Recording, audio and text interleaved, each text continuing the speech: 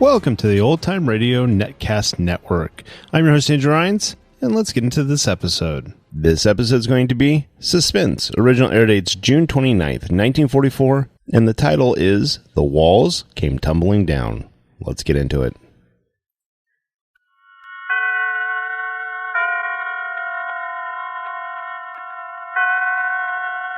Roma Wines present Suspense.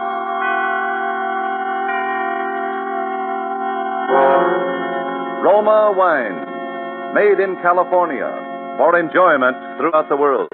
Salud. Your health, senor. Roma Wines toast the world. The wine for your table is Roma Wine, made in California for enjoyment throughout the world. This is the Man in Black, here for the Roma Wine Company of Fresno, California, to introduce this weekly half hour of Suspense. Tonight from Hollywood, Roma Wines bring you a star, the actor whose recent portrayals in Lost Angel and See Here, Private Hargrove have been so much admired, Mr. Keenan Wynn. And so with the remarkable events of which Joe Eisinger has written in his novel, The Walls Came Tumbling Down, and with the performance of Keenan Wynn as the Society chit-chat columnist who signs himself Darcy, we again hope to keep you in suspense.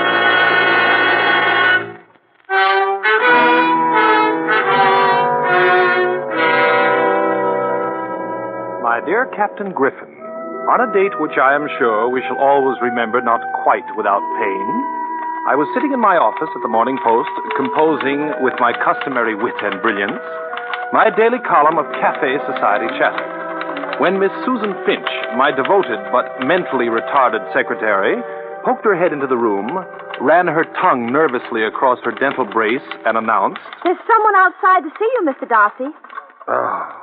Tell him I'm on my deathbed. Tell him there's a priest in here now administering the final sacraments. Now go away. Well, I couldn't tell him that, Mr. Darcy. He's a priest himself. Did you say priest? Well, perhaps I am in articulo mortis and didn't know it. Very well, Duchess. Ask the good father to come in.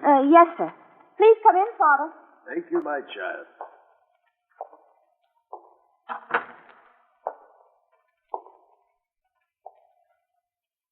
You are Mr. Darcy? I am Darcy. What can I do for you, Father? My, you've changed. Yes, it's been so many years. No, we've met before. St. Francis's parochial school. And your name was Patrick O'Donnell. And I... Father Walsh. Oh, but of course. Well, I'm so glad to see you again. So very glad. Patrick, I know you're a very busy man. But I don't know where else to turn. It was 3 nights ago, late in the evening, when he first came to see me. Who? Well, a man I'd never seen or heard of. He demanded that I give him the Bibles. What Bibles? I don't know. And when I asked, he smiled as though it were a game and said, the Bibles marked E.B. I feared the poor man might be deranged, and I suggested that perhaps he'd better come again in the morning. He rose from his chair in anger, saying he would give me 3 days to help him find the Bibles. No, not the Bibles. That I would help him find the walls of Jericho, or else I would regret it. Did you say the walls of Jericho? For the past 2 nights, he's been loitering outside the gates of the churchyard, as though watching to see who my visitors are. You say he came to see you 3 days ago and gave you 3 days in which to... Yes. Well, now, what did the police say? I haven't reported this to the police. I can't go to them. I've been warned not to. By this madman? No, by my bishop. You see, when I told him about it, he refused to credit it, said it was a figment of my imagination, and warned me not to speak such nonsense again. I see. Father, I'm sure you've nothing to fear. You don't believe me either, Oh, of course I believe you. Now, please let me visit you tonight, Father. We'll talk further about this. There are many things I'd like to talk to you about, as we did years ago. Yes, years ago. Very well, my son. I'll expect you at 8. You will come, won't you? Only death could keep me away.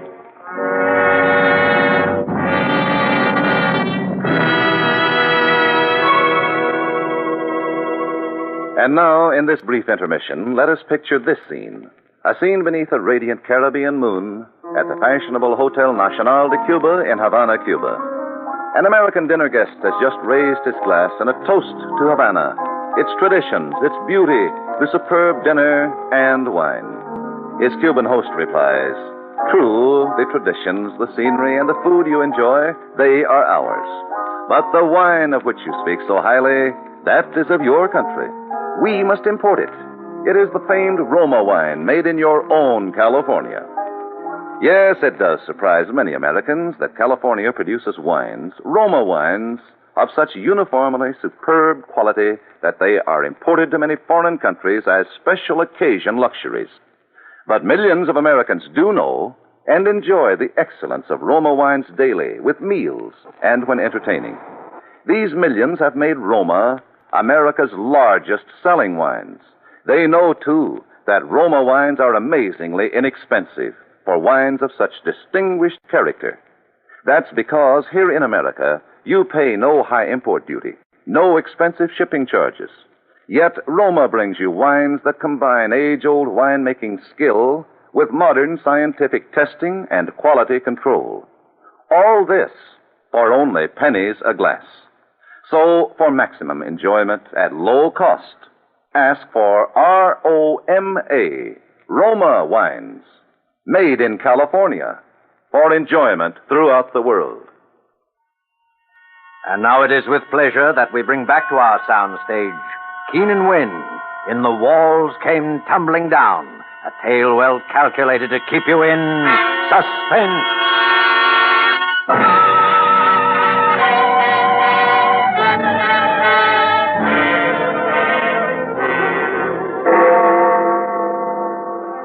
And so, my dear Captain Griffin, with a punctuality I had not exhibited in years, on the stroke of 8 I found myself standing before the high iron gates of St. Francis Churchyard. I must admit that Father Walsh had intrigued me with his fantasia of a man seeking the walls of Jericho.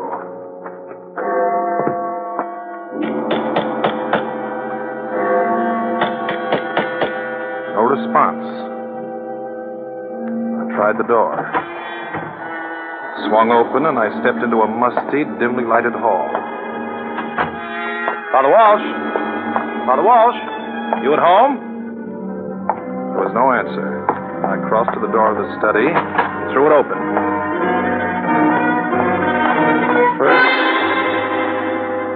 First I could see nothing in the darkness, and then I saw suspended from a low beam in the ceiling, the cord of his robe knotted tightly about his neck, Father Walsh. There was no urgent need to cut him down. He was quite dead. That's the way I found him. I came in to give him his cup of warm milk, and that's the way I found him. Who are you? I'm his sister, Catherine Walsh. My brother. He never would have committed that sin. But who? Have you called the police? Yes, Aren't you from the police? No. I was his friend. You're Darcy? Yes. Now tell me what you know about the Bibles before the police get here. This afternoon, after he saw you, a woman telephoned. He talked to her for a long time, and when he hung up, he said he remembered now about the Bibles. 40 years ago, he took care of a sick vagrant. The poor man died and left to my brother 2 Bibles. A bum left Father Walsh 2 Bibles 40 years ago. Well, do you know where they are? Yes. One is now packed away upstairs in the attic, and the other is... That must be the police. Now, don't say anything about the Bibles. I'm asking you to trust me. Call me tomorrow at my office. I'll let them in. Oh, come right... Oh. Father Walsh is expecting me. Well, come in. Who are you? My name is Patricia Behrens, and is something wrong? Why should anything be wrong? I don't know. It's just that... Well, I had an appointment with Father Walsh, and When did you make this appointment? early this evening on the telephone. I'm afraid I'm a little late. Indeed you are. Father Walsh is dead. Dead? Oh, but he can't be. Why not? But I've been searching for him for so long, and now... Are you sure that you were looking for Father Walsh, or was it the walls of Jericho?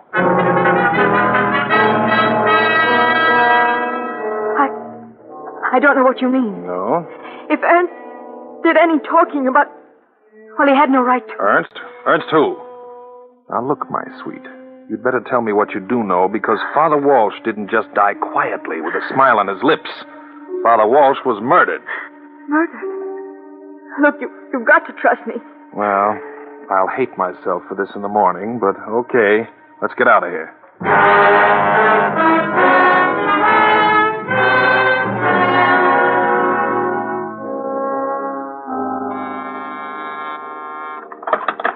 Yeah? Mr. Darcy? Mm-hmm. Good morning. This is Catherine Walsh. I've got the Bible I told you about last night that was in the attic. And the other one is... Miss Walsh, don't say anything more. You come to my apartment at 3 this afternoon. 24 Sutton Place. If I'm delayed, the doorman will let you in. And shall I bring... Oh, yes, yes, by all means. Bring the book with you. Very well, Mr. Darcy. I'll be there. Yes, Duchess? Hey, Mr. Ernest Helms is waiting outside. Ernst? Well, prod him in, Susan. Prod him in. All right, Mr. Helms. Is this or is this not your card, sir? My name is on it. Uh-huh, then it is your card. My name is Darcy. I'm the columnist for the Post. What can I do for you? Please, my name is Ernst Helms. I deal in rare books. I've been commissioned by a client to find 2 Bibles for a certain collection. You can trust me, sir. I'm experienced. I'm reliable. I am discreet. Yeah, that is how I am. Well, very well. And you want me to help you find the Bibles? No, Mr. Darcy, no, not quite. I want to buy them from you. Oh, well, then you've come to the wrong man. I'm not a book dealer. I'm a newspaperman. I might be able to help you find something. And what is your fee? How much cash do you have with you? How do I know you have the Bibles? Well, I didn't say that I did have them. How do I know you know where they are? You don't know anything. How do I know you aren't lying to me? How do I know you aren't a fake, a fraud? Now, you'll get nowhere by flattery. You haven't got the Bibles. You don't know where they are. You are a swindler, a thief. You're trying to rob me like everybody else. I know you. You're a vicious, degenerate fiend, a contemptible foul. Don't, please. I'm sorry, brother. Okay.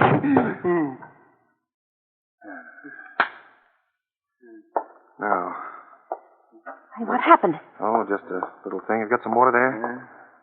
All right, now wait outside, Susan. What? Oh, you're all right now. Mr. Darcy? Yes, you're fine now. I'm Ernst Helms, please. I come from Prague. Well, how do you do? My shirt, it's off. What happened? Oh, nothing. An accident? Oh, you're fine now. Here, let me help you then. Your coat. Oh, yes, thank you. My money. Where's my money? On my desk. You'll leave it there if you want the Bibles. The Bible's marked E.B. Yes. Please, how soon will you deliver? 3 days. Please, I can trust you. Please. Well, that isn't the point. As long as I have your money, Mr. Helms, I think I can trust you. Good day, Flat Top.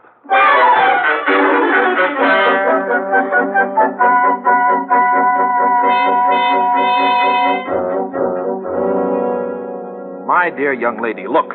I arrive here punctually for my appointment with Mr. Serko Hodakis for 2:30. It is now close to 3. I have read the entire contents of Time, Life, Esquire, Captain Billy's Whiz Bang. Oh, Mr. Darcy? Yes.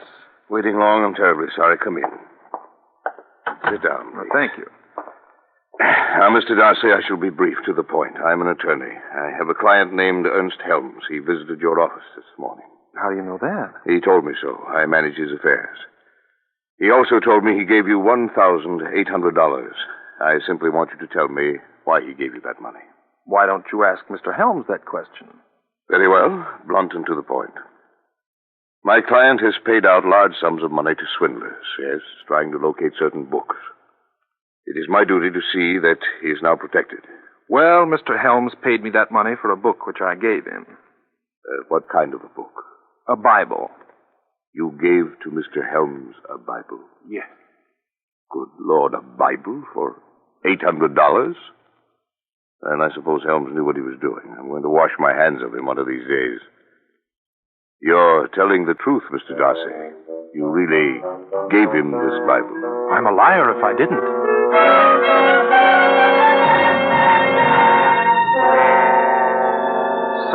was a liar, but that was the best I could do on short notice. I had no wish to become involved in a tiresome litigation, and one perhaps which might draw the attention of the police to me. I left Mr. Hodeka's office as quickly as possible, raced home, and it was with some anticipation that I learned from the doorman that Catherine Walsh had arrived and was now in my apartment.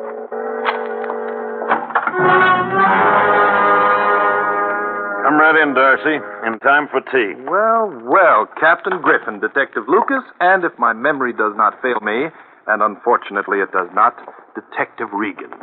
Are you gentlemen waiting for a fourth for bridge? We've got our fourth. In the other room, Darcy. I took 3 small, reluctant steps into the darkened room. I was lying on the floor on the other side of my bed near the small table on which my telephone stood. The frail body of Catherine Walsh. Well, Darcy? Griffin, I find this very embarrassing. Yeah, I know just how you feel. But right now, Darcy, you must make an effort to tell me the whole story. And believe me, my friend, it better be good.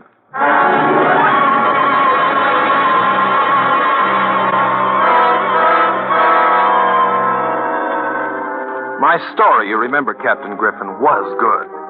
In fact, it was so good that after 2 hours of tortuous questioning, you agreed to release me on my promise that by evening I would come to you with the full meaning of the Bibles and the walls of Jericho. Straightening my tie and looking jaunty and attractive as usual, I awaited the arrival of the lovely one. Well, here I am. Look, Darcy, I'm frightened. Stop acting like Jane Eyre. Please don't be harsh with me now. Well, they weren't very gentle with Father Walsh and his sister. Oh, Darcy, I'm so frightened. The manager of my hotel told me that he got a phone call from Ernst Helms asking him to put his trunk and luggage in the storeroom. He's gone away and I don't know what to do. Try telling me the truth. Yes. I'm sorry I started the whole thing. His letter said there'd be blood and murder. He was right. Whose letter? Elias Barron's. You mean the Elias Barron's, the artist? Yes. He was my grandfather. I started to write a biography of Elias Barron's to show the world how he was forced to suffer and live in poverty. What the greatest and most celebrated painter of our time went through to... Well, during my research, I found this scrap of letter. Here, read it. Let's see. Live only to finish my greatest work, my only mural. And there will come the day when men will again shed blood for the walls of Jericho, as did Joshua and his hosts. But only in my Bibles will be found the key. He who reads each word of God will uncover the sweeping vision of the walls of Jericho on the wall of my hovel.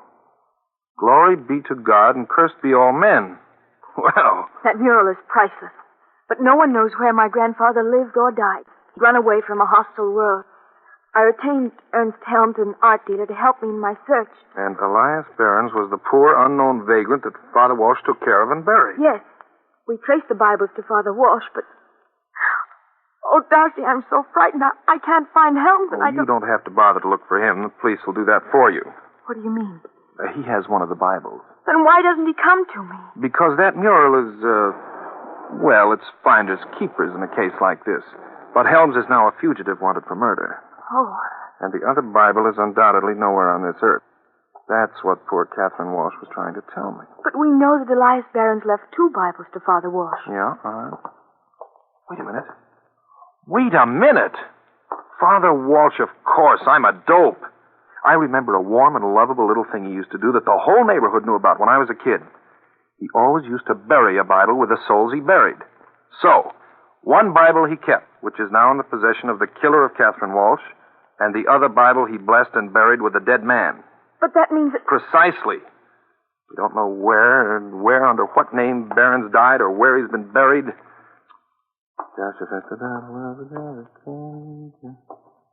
Joshua. Give me that. Now, let's see. Joshua. The son of Nun. Joshua Nun. What? How do you spell it? N-U-N. Oh, pray that my womanly intuition is not playing me false. Come along. Where? To see if there isn't a Joshua Nun buried in Father Walsh's churchyard.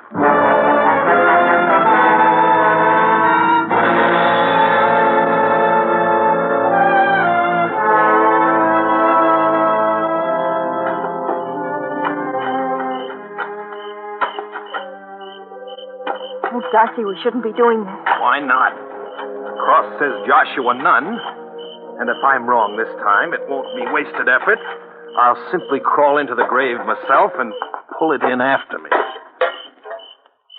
Here, I struck it. Give me that crowbar, quickly, come on. Oh, dear.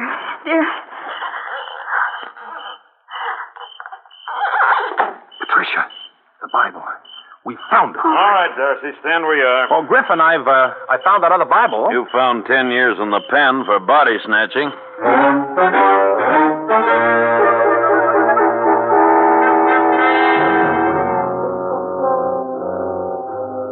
Well, Captain Griffin, this time, as you must remember, my story was even better. You agreed that now, with one Bible in our possession, we might succeed in smoking out the killer who had the other Bible. The entire story of Elias Behrens and his walls of Jericho broke into the press, and a veritable epidemic of wall scraping struck the city. It was on the 5th day that a phone call from Serko Hodekas asked me to see him at once on a matter of great importance. Yes, Mr. Darcy. Helms called me twice. I tried to trace the calls, but it was impossible.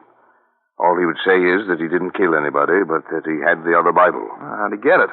He wouldn't explain. He said he's sending it to me so that you could find the mural. But the condition is that, as his attorney, I protect his interest in the sale of the mural. He has a right to that, even though he is a fugitive. Do you agree? I agree. Good. Here is the Bible, which came in this morning's mail. The Bible he gave me was very old. On its covers were the initials E.B. I turned to the book of Joshua. In the 4th paragraph of the 6th chapter, 2 words had been underscored. 7 rams. What's marked in the other one, the one you have? Here, I'll read it. And 7 priests shall bear before the ark 7 trumpets of ram's horns. And it shall come to pass... Mm-hmm. And the words 7 priests are underscored. 7 rams and 7 priests. Not much to go on, is there? Enough. The word priests tell us where the Bibles would be found. Now we're left with 2 sevens and the word rams.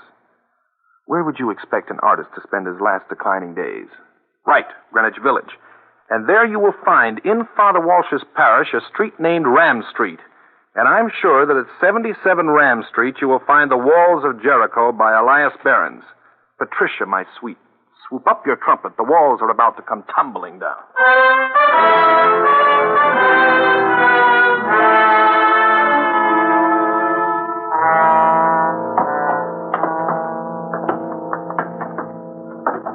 Yeah, this is where the crazy old coot used to live. Joshua, he called himself.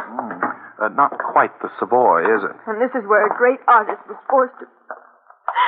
Well, let's get on with it. The mural must be hidden under the paint of one of these walls. If it is, Mr. Klinger here will find it. What's that? Oh, don't let that frighten you, miss. It goes on day and night. Building a subway right under it. It doesn't feel very safe. Perhaps you'd better start your examination, Mr. Klinger. Yes, I start making my test now. For the next 3 hours, Mr. Klinger, the expert, worked without pause, taking specimens of almost every square foot of wall space, examining his findings for oil tones under his microscope. Finally, bending low over a sample. I don't know. Looks like flesh tone, oil, maybe just another layer of paint. I must take 4 or 5 more specimens of that same layer. And how will you know If I get different tones in the same layer, then I'll say the mural is there. Second specimen, a sky blue tone. Third specimen, an earth color. Fourth, bright fuchsia. And fifth, yes, fifth is a vivid, beautiful gold. My friends, on that wall, under that grimy paint you see, is the last great work of Elias Behrens, The Walls of Jericho. Why, a fortune. A fortune. Yes, Mr. Hodekas, a fortune. But before we can announce our discovery, we have a serious problem to solve. The finding of the mural means that we secured the second Bible which led us to it. And we could have secured that only from your client, Ernst Helms, who was wanted for murder. I don't understand. Well, it's very simple. We will be charged with working in concert with a murderer unless we apprehend him and turn him over to the police.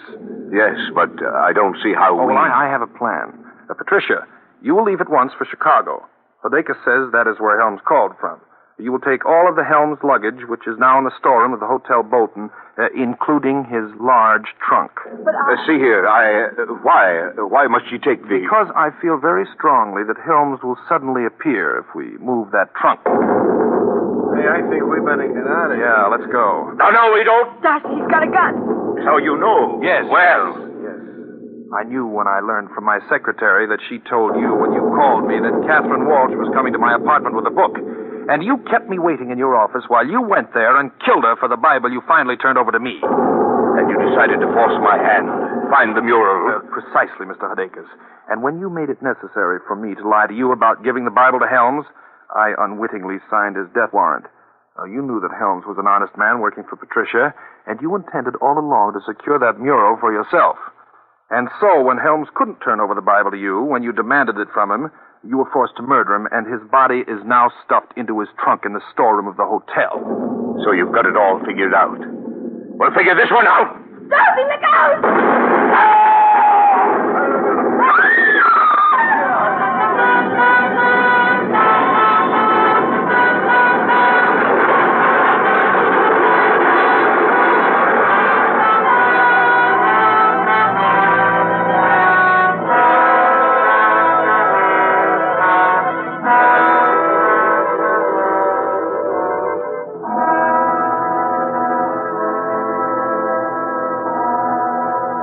My dear Captain Griffin, was how it came about that the walls came tumbling down, right over Mr. Hodekes' embarrassed ears. It is too bad he did not live long enough to confess to the murder of Father Walsh, but it's obvious that he killed him to prevent him from giving the Bible in his possession to Patricia. Well, my dear, I think that should take care of Griffin's curiosity. And shall I sign the letter simply Darcy? No, sign it Darcy O'Donnell. From now on, my pet, I'll be forced to use my last name since you are going to share it with me.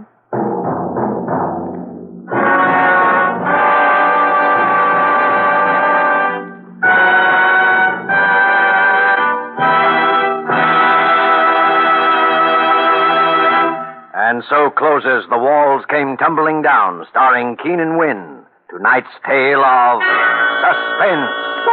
Suspense is produced and directed by William Spear.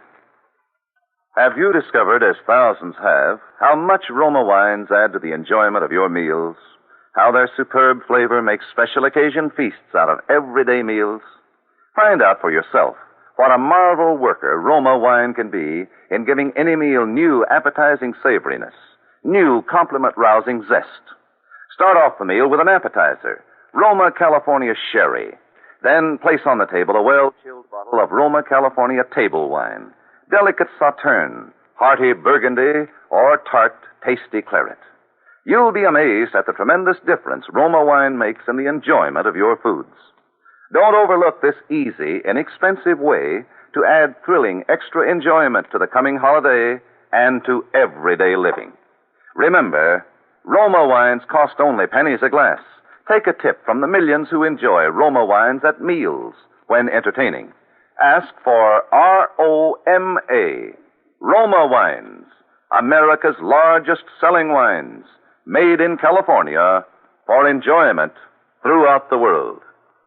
This is Keenan Wynn. I don't know of an actor in Hollywood who doesn't feel flattered and honored when he's invited to make an appearance on Suspense, and I'm certainly no exception. Next week sounds like a particularly outstanding one because your star will be Paul Muni in a suspense play by one of radio's outstanding authors, Lucille Fletcher. And of course, long before next week has arrived, you will have bought that extra war bond, won't you? Keenan Wynn appeared through the courtesy of Metro-Goldwyn-Mayer, whom Roma Wine salutes this week on the occasion of their completion of 20 years of motion picture leadership. Next Thursday, same time, you will hear Paul Muni, a star of Suspense. Presented by Roma Wines, R-O-M-A, made in California for enjoyment throughout the world.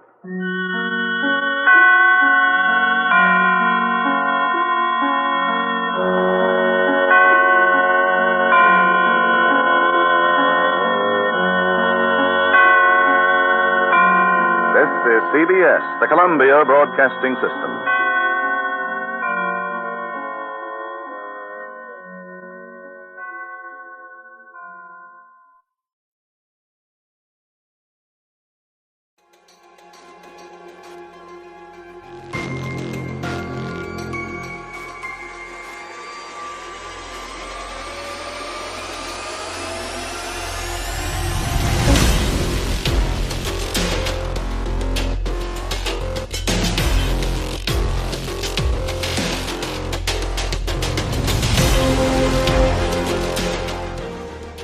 Welcome back. I hope you enjoyed this presentation from the Old Time Netcast Network. For more great shows, go to otnetcast.com. Don't forget to like and rate this episode in your favorite podcatching client. Follow this show on Facebook by going to otnetcast.com/Facebook. This episode is covered under the Attribution Non-Commercial ShareAlike copyright. For more information, go to otnetcast.com/copyright. Thanks again for listening, and I hope you have a great day.